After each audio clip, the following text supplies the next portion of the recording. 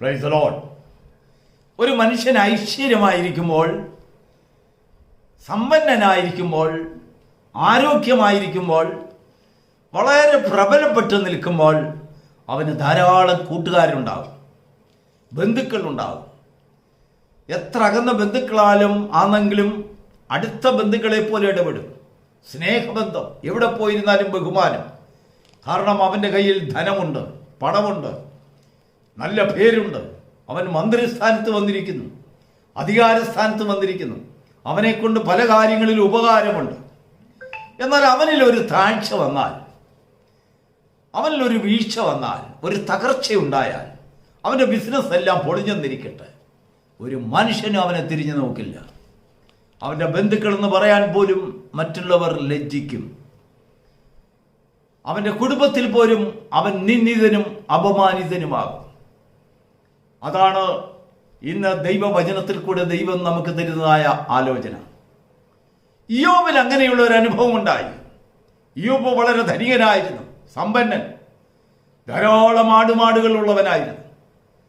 കുഞ്ഞുങ്ങൾ, അനുഗ്രഹിക്കപ്പെട്ട കുഞ്ഞുങ്ങൾ, നല്ല കുടുംബാന്തരീക്ഷം, ദാസീദാസന്മാർ, ധനികൻ. ദേശത്തെല്ലാം അവനെക്കുറിച്ച് നല്ല പേര്. അവനിൽ ആശ്രയിച്ച് എത്ര പേരാണെന്നറിയാമോ ജീവിക്കുന്നത്. എന്നാൽ പെട്ടെന്നൊരു ദിവസം അവനൊരു തകർച്ചയുണ്ടായതായി നമുക്ക് വചനത്തിൽ വായിക്കാൻ കഴിയും. ഈ തകർച്ചയുണ്ടായപ്പോൾ അവൻ്റെ ബന്ധുക്കളെല്ലാം നെട്ടോട്ടമോടി അകന്നുപോയി. ആരും അവനെ തിരിഞ്ഞു നോക്കുന്നില്ല. എന്തിനു പറയുന്നു? സ്വന്തം ഭാര്യ പോലും അവനെ വെറുത്ത് സംസാരിച്ചു. അവനുള്ളിലുള്ളതെല്ലാം, മഹത്വമെല്ലാം നഷ്ടപ്പെട്ടു. വളരെ ദുഃഖിതനായിരിക്കുമ്പോൾ അവൻ്റെ സുഹൃത്തുക്കൾ അവൻ്റെ അടുത്ത് വന്നു. ജ്ഞാനികളായിട്ടുള്ള പല സുഹൃത്തുക്കളും അടുത്ത് വന്നു. അതിൽ ഇയ്യോബിന്റെ പുസ്തകം 8-ാം അധ്യായത്തിൽ വായിക്കുന്നതായ ശൂഹ്യനായ ബിൽദാദിനെ കുറിച്ചാണ് ഈ പ്രഭാതത്തിൽ ദൈവത്തിൻ്റെ ആത്മാവ് നമ്മെ എടുത്ത് കാണിക്കുന്നത്. ശൂഹ്യനായ ബിൽദാദ് ഇയ്യോബിന്റെ അടുത്ത് വന്ന് അവനോട് പറയുകയാണ്, അയ്യോ ഇയ്യോബേ, നീ കണ്ടില്ലേ, ധാരാളം മനുഷ്യർ ലോകത്തിൽ ജീവിക്കുന്നു.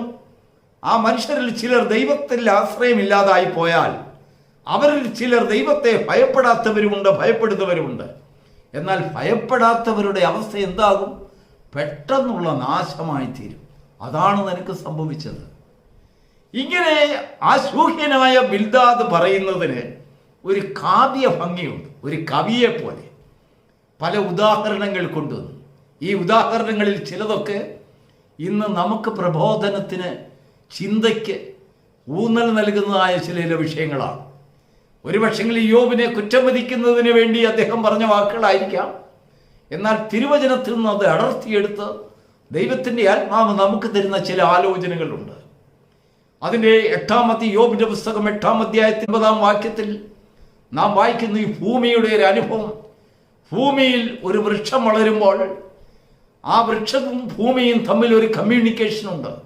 നമുക്കറിയാം, ദൈവം സകല ജീവജാലങ്ങളെ സൃഷ്ടിച്ചപ്പോൾ ആ ജീവജാലങ്ങളോടെല്ലാം ദൈവം കാണിച്ചതായ ഒരു നീതി, അതിനെല്ലാം ഒരു കമ്മ്യൂണിക്കേഷൻ പവർ കൊടുത്തു. മനുഷ്യനും തമ്മിലുള്ളതായ ബന്ധം, അവർ തമ്മിലുള്ളതായ സംസാരത്തിലാണ് ഉതിർന്ന് അത് പിടിച്ചു നിൽക്കുന്നത്. ഒരു കുടുംബത്തിൽ സംസാരമുണ്ടെങ്കിൽ മാത്രമേ ആ കുടുംബം നിൽക്കുകയുള്ളൂ. ആശയവിനിമയം നടത്താത്തതായ കുടുംബം തകർന്നു പോകും, തകർച്ചയിലാകും, അവർക്ക് നിലനിൽപ്പില്ല. എത്രത്തോളം നമ്മളിൽ കമ്മ്യൂണിക്കേഷൻസ് ഉണ്ടോ, ആ കമ്മ്യൂണിക്കേഷനാണ് നമ്മെ പിടിച്ചു നിർത്തുന്നത്. ആലോചന, തമ്മിലുള്ളതായ ആശയവിനിമയം. ദൈവവും മനുഷ്യനുമായിട്ടുള്ള ബന്ധം സൂക്ഷിക്കപ്പെടുന്നത് ആശയവിനിമയത്തിലാണ്. എന്നാൽ ഈ ആശയവിനിമയത്തിൽ പാളിച്ചകൾ വരുമ്പോൾ അവിടെ തകർച്ചകൾ ഉണ്ടാകും. അതാണ് ബിൽദാദ് എടുത്ത് കാണിക്കുന്നത്. ഒരു വൃക്ഷം ഭൂമിയിൽ വളർന്ന് പന്തലിച്ചു. അതൊരു സാധാരണ വൃക്ഷമായിരുന്നു. ആ വൃക്ഷത്തിൻ്റെ വേര് ആഴ്ന്നിറങ്ങി ഭൂമിയിലേക്ക് ഇറങ്ങിക്കഴിഞ്ഞപ്പോൾ അത് പടർന്ന് പന്തലിച്ചു, വളർന്നു, ധാരാളം ശാഖകളും ഇലകളും ഒക്കെ ഉണ്ടാക്കി. അതിന് വളരെ നല്ല ഫലങ്ങളുണ്ടായി. ആ ഫലങ്ങൾ ഉണ്ടായപ്പോൾ ആകാശത്തിലെ പറവകളെല്ലാം വന്ന് ആ ഫലങ്ങൾ ഭക്ഷിച്ചു. അനേക മൃഗങ്ങൾ വന്ന് അതിൻ്റെ തണലിൽ കിടന്ന് രാപാർത്തു. മനുഷ്യരെല്ലാം, വഴിപോക്കരെല്ലാവരും ആ തണലിലിരുന്ന് സന്തോഷിച്ചു. ഇതെല്ലാം കണ്ടപ്പോൾ ഈ വൃക്ഷത്തിനൊരഹങ്കാരം, അവനെ പോലെ മറ്റാരുമില്ല. ഈ വൃക്ഷം തന്നെ അഭിമാനിക്കുകയാണോ? ഞാൻ നഷ്ടപ്പെട്ടു പോയാൽ ഭൂമിക്ക് എത്ര നഷ്ടമായിരിക്കും, ഭൂമി പിന്നെ എന്തോ ചെയ്യും? എന്നെ പോലെ ഭംഗിയുള്ള ഒരു വൃക്ഷത്തെ ഉണ്ടാക്കിക്കൊണ്ടുവരുവാൻ ഭൂമിക്ക് കഴിയുമോ? ഞാനല്ലാതെ ഈ ഭൂമിയിൽ വേറ്റെന്ത് ആശ്വാസം മറ്റുള്ള സൃഷ്ടികൾക്കൊക്കെ ആശ്വാസം കൊടുക്കുന്ന വൃക്ഷങ്ങൾ ഏതുള്ളൂ? ഈ വൃക്ഷത്തിന് പല പല പല പല അഭിമാനം. എന്നാൽ ഈ വൃക്ഷം പറയുന്നതൊന്നും കേൾക്കാതെ തന്നെ ഭൂമി വൃക്ഷത്തോട് സംസാരിക്കുന്ന ഒരു ഭാഷയുണ്ട്. എന്താണെന്നറിയാമോ? ഭൂമി വൃക്ഷത്തോട് പറയുകയാണ്, നോക്കൂ, നീ ഭംഗിയുള്ള വൃക്ഷമാണ്, ഇലകളും ശാഖകളും ഒക്കെ പടർന്ന് പന്തലിച്ചിരിക്കുന്നു, സകല ജീവജാലങ്ങളും നിന്റെ അടുത്ത് വന്ന് ആശ്വാസം പ്രാപിക്കുന്നു. കാര്യം ശരിയാ, അനേകർക്ക് വിശപ്പടക്കുവാനുള്ള ഫലങ്ങളൊക്കെ നിന്റെ കയ്യിലുണ്ട്. എങ്കിലും നിന്റെ വേരിനെ താഴേക്കിറക്കി നീ നിന്റെ ബലത്തെ മുഴുവനായി ശക്തിയോട് പിടിച്ചു നിന്നില്ല എങ്കിൽ, എൻ്റെ മണ്ണിനകത്ത് നിന്റെ താഴ്വേര് താഴോട്ടിറക്കി നീ വളരെ ശക്തിയോടെ കൽക്കുന്നുകളിൽ നിന്റെ ബലം പിടിച്ചു നിന്നില്ല എങ്കിൽ ഒരു കൊടുങ്കാറ്റിൽ നിനക്ക് നിലനിൽക്കാൻ കഴിയുകയില്ല. മാത്രമല്ല, ഭൂമി അതിനോട് പറയുന്നതായ വേറെ ഒരു പ്രധാനപ്പെട്ട ഒരു കാര്യമാണ്. നീ ഏതെങ്കിലും ഒരു കാരണവശാൽ താഴെ വീണെന്നിരിക്കട്ടെ, ഭൂമി അതിനോട് പറയുകയാണ്, പിന്നെ ഞാൻ നിന്നെ കണ്ടില്ലെന്ന് നടിക്കും. ഏതെങ്കിലും കാരണവശാൽ നീ ഞാനുമായിട്ടുള്ള ബന്ധത്തിൽ നിന്ന് വേരറ്റ് നീ തകർന്നു വീണാൽ എനിക്കും നിനക്കും തമ്മിൽ യാതൊരു ബന്ധവുമില്ല, അറ്റുപോയി, നമ്മൾ തമ്മിൽ കണ്ട പരിചയം പോലുമില്ല. അതിലും പ്രധാനപ്പെട്ടതായ ഒരു കാര്യം, നീ അങ്ങനെ നഷ്ടപ്പെട്ടു പോയാൽ പിന്നെ നീ നിന്ന സ്ഥാനം ഞാൻ വെറുതെ ഇടുമെന്ന് വിചാരിക്കരുത്. അവിടെ വേറെ ഒരു സസ്യത്തെ ഞാൻ മുളപ്പിച്ചു കൊണ്ടുവരും. Praise the Lord. നിങ്ങൾക്ക് മനസ്സിലായോ? ദൈവവും മനുഷ്യനുമായിട്ടുള്ള ബന്ധത്തെ ബിൽദാദ് എടുത്ത് കാണിക്കുകയാണ്. ദൈവത്തിൽ ആശ്രയം വയ്ക്കുന്നതായ ഒരു മനുഷ്യൻ, ദൈവത്തെ ഭയപ്പെടുന്ന ഒരു മനുഷ്യൻ, ദൈവവുമായിട്ടുള്ള ബന്ധത്തിൽ ദൃഢപിടുത്തം അവനുണ്ടാകും. അവർ തമ്മിൽ ഒരു കമ്മ്യൂണിക്കേഷൻസ് ഉണ്ട്. ആ ദൈവവും മനുഷ്യനും തമ്മിൽ ചില വർത്തമാനങ്ങളുണ്ട്, ചില ഭാഷ്യങ്ങളുണ്ട്. ഒരു പക്ഷെങ്കിൽ അവർക്ക് മാത്രം മനസ്സിലാകുന്ന ഭാഷ. ഒരു ഉറുമ്പിനും തമ്മിൽ അവർക്ക് തമ്മിൽ ഒരു കമ്മ്യൂണിക്കേഷൻ ഉണ്ട്. നാം അതിനെ സൂക്ഷിച്ചു നോക്കൂ, അത് വളരെ വ്യക്തമായി നമുക്ക് മനസ്സിലാക്കാൻ കഴിയും. ഉറുമ്പുകൾ തമ്മിലുള്ളതായ ആശയവിനിമയം, അവർ തമ്മിൽ ചുണ്ടുകൾ, അവർ അല്ലെങ്കിൽ കുട്ടിമുട്ടിച്ച് അവരെന്തൊക്കെയോ പറയുന്നു, ആജ്ഞകൾ കൊടുക്കുന്നു. ആകാശത്ത് പറക്കുന്ന വെട്ടുക്കിളികൾ നോക്കൂ, അതിന് രാജാവില്ലെങ്കിലും അതൊക്കെയും അണിയണികളായി പറക്കുവാൻ തക്കവണ്ണം അതിനൊരു കമാൻഡിങ് പവറുണ്ട്. നമുക്ക് ഗ്രഹിക്കാൻ കഴിയാത്തതായ ഒരു കമ്മ്യൂണിക്കേഷൻ അതാത് സൃഷ്ടികളിൽ നിൽക്കുന്നു. ഭൂമിക്കും വൃക്ഷങ്ങൾക്കും ചെടികൾക്കും പച്ചമരങ്ങൾക്കും അല്ലെങ്കിൽ പുല്ലിന് പോലും ഒരു വലിയ കമ്മ്യൂണിക്കേഷൻ ഭൂമിയുമായിട്ടുണ്ട്. ഭൂമി അതിന് ചില ആജ്ഞകൾ കൊടുക്കുന്നു, ഉപദേശങ്ങൾ കൊടുക്കുന്നു. അതിൻ്റെ ഉപദേശത്തിൽ നിന്ന് അത് മാറിപ്പോയാൽ അതിന് തകർച്ചയാകും. അതിനെ പിന്നെ കണ്ടില്ലെന്ന് തന്നെ ഭൂമി നടിക്കും. ഒരിക്കൽ ഒരു ദൈവദാസൻ തന്റെ സന്ദേശത്തിൽ ഇങ്ങനെ പറയുകയുണ്ടായി, ഒരു മനുഷ്യനിൽ നിന്ന് ദൈവം ആഗ്രഹിക്കുന്ന ഫലങ്ങളും, ഒരു മനുഷ്യൻ എങ്ങനെയാകണമെന്നും, ഒരു നീതിമാൻ എങ്ങനെ ജീവിക്കണമെന്നും, എങ്ങനെയൊക്കെ അവൻ്റെ ജീവിതത്തെ കൊണ്ടുപോകണമെന്നും ദൈവത്തിന് വലിയൊരു പ്രതീക്ഷയുണ്ട്.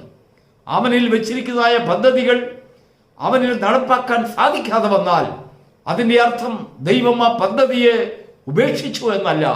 ആ സ്ഥാനത്ത് ദൈവം വേറെ ചില വ്യക്തി ജീവിതങ്ങളെ കൊണ്ടുവരും.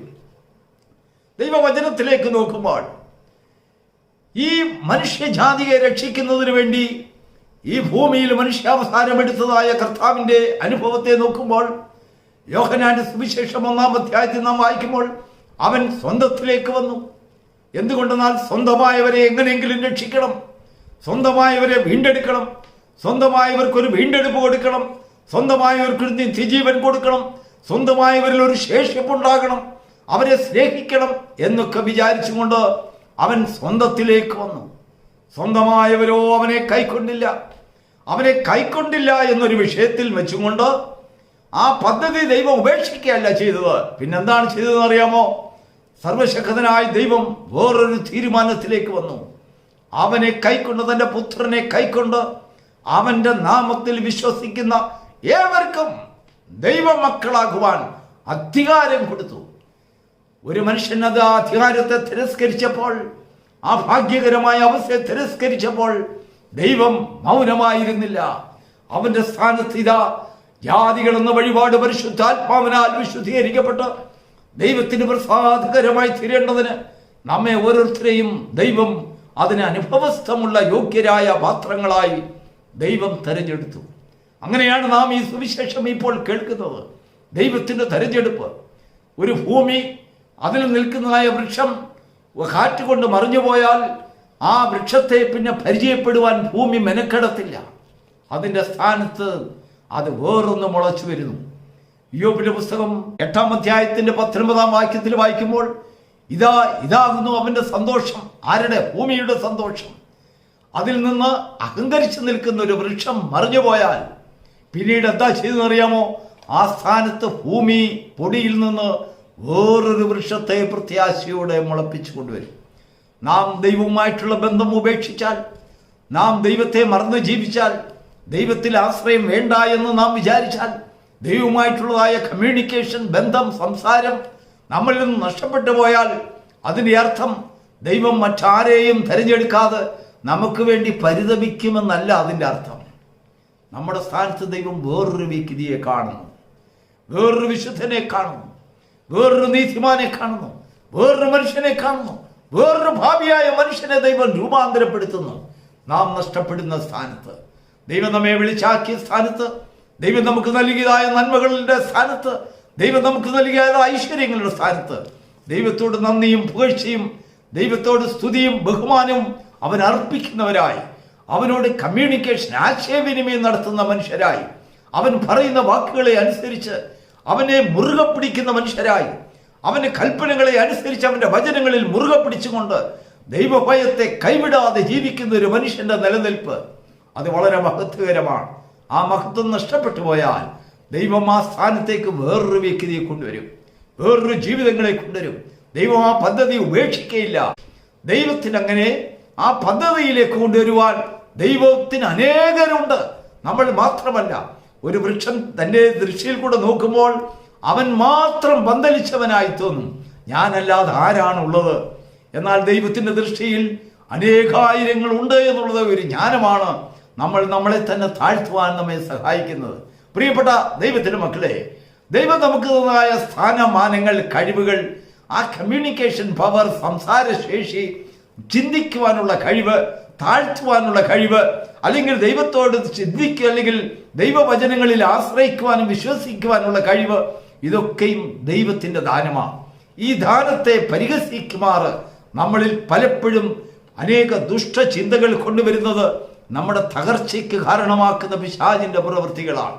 ആ പ്രവൃത്തികളെ തിരിച്ചറിഞ്ഞ് ദൈവത്തിന്റെ വ്യവസ്ഥയിൽ, ദൈവത്തിന്റെ സ്നേഹത്തിൽ നമ്മെ തന്നെ മുറുകെ പിടിക്കുവാൻ കഴിയുന്നുണ്ടെങ്കിൽ, ദൈവവുമായിട്ടുള്ളതായ കമ്മ്യൂണിക്കേഷനിൽ നമ്മളെ തന്നെ പിടിച്ചു നിർത്തുവാൻ നമുക്ക് സാധിക്കുന്നുണ്ടെങ്കിൽ, അത് നമ്മുടെ ഉയർച്ചയ്ക്ക് കാരണമായിത്തീരും, ഐശ്വര്യത്തിന് കാരണമായിത്തീരും, നിലനിൽപ്പിന് കാരണമായിത്തീരും. വിളിച്ച ദൈവം അവസാനം വരെയും അതിനെ നിലനിർത്തിക്കൊണ്ട് അനേകർക്ക് ഫലവും ഭയവുമുള്ള വ്യക്തിത്വങ്ങളായി നമ്മളെ വളർത്തി ഭൂമിയിൽ നിലനിർത്തുവാൻ തക്കവണ്ണം ദൈവത്തിന് നമ്മിൽ പ്രസാദമാകും. ആ പ്രസാദകരമായ ജീവിതം ഈ പ്രഭാതത്തിൽ തിരുവചനത്തിൽ കൂടെ നമുക്ക് നൽകുമാറാകട്ടെ, ലഭിക്കുമാറാകട്ടെ. God bless you.